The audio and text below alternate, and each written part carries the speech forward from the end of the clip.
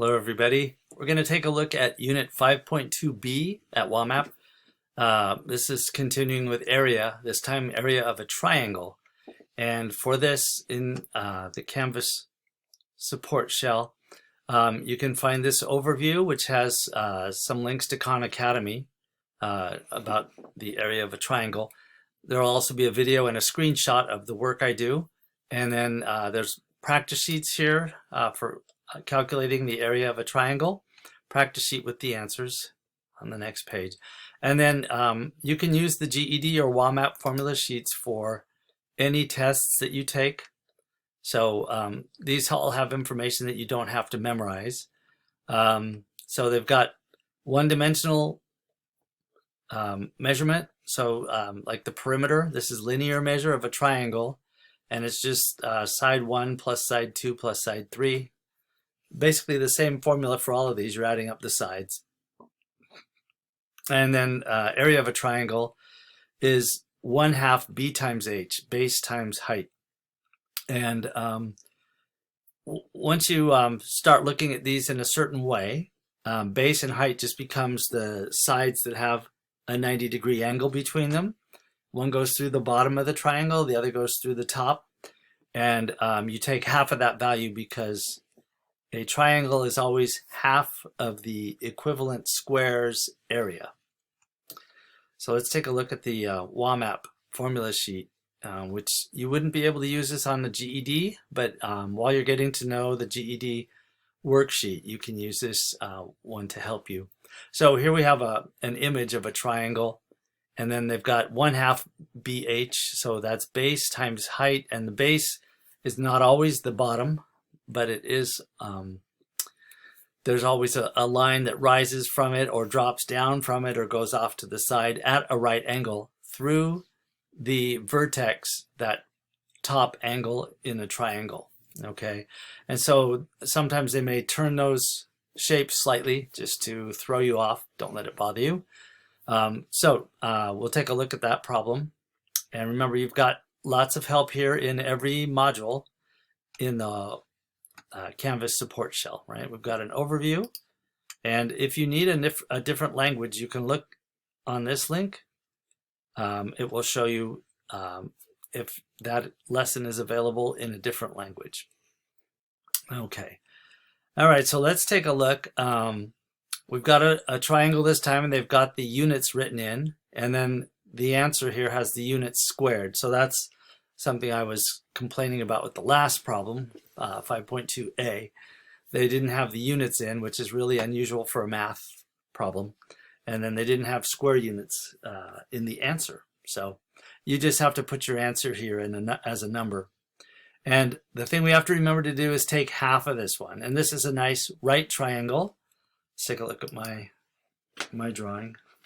I've written in this little 90-degree right angle sign symbol. So this is a right triangle. And so our base and height, well, you could look at either one as, we'll consider 11 the base and 12 as the height. So 11 meters by 12 meters. And if we plug this into that formula, we do 1/2 times base times height. So 1/2 of 12 times 11. And you should be able to do this in your head, right? 11 times 12, you should know that. If you don't, you can redefine 12 as 10 plus 2, and then you can multiply 11 by 10. You get 110, and then add 2 times 11, which is 22, and add those two together, you'll get 132. Or you can use your calculator if you don't want to use your brain, and just type in 12 times 11. And then we want to take half of that. So if you want to set this up, you can set it up just the way it's written there. There is a fraction key on the GED calculator. I don't know if you're using yours, but in the numerator you put a 1, and then step down with this. There's a little arrow key. Step down to the bottom and put in a 2, and then step to the right so that you're not in the denominator anymore. put in a parenthesis, left parenthesis, and then 12 times 11 and a right parenthesis. And if it looks like this, it's all disappearing.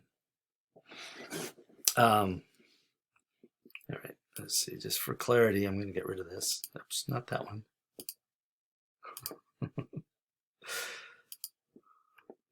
Technical difficulties.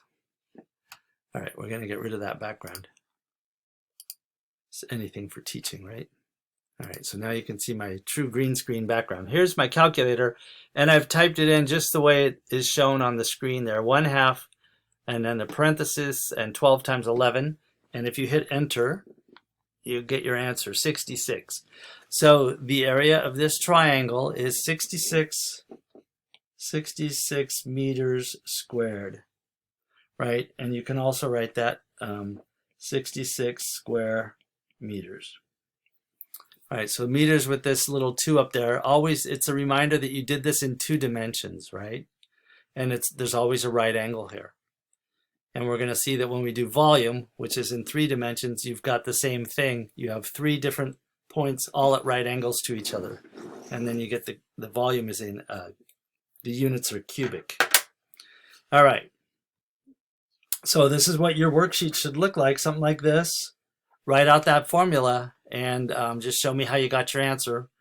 And you can use a calculator now, but you still have to know how to work it and how to find that answer using the sheets and the terminology. So give that a try and let me know how it goes. If you run into trouble, like I'm about to, with this one.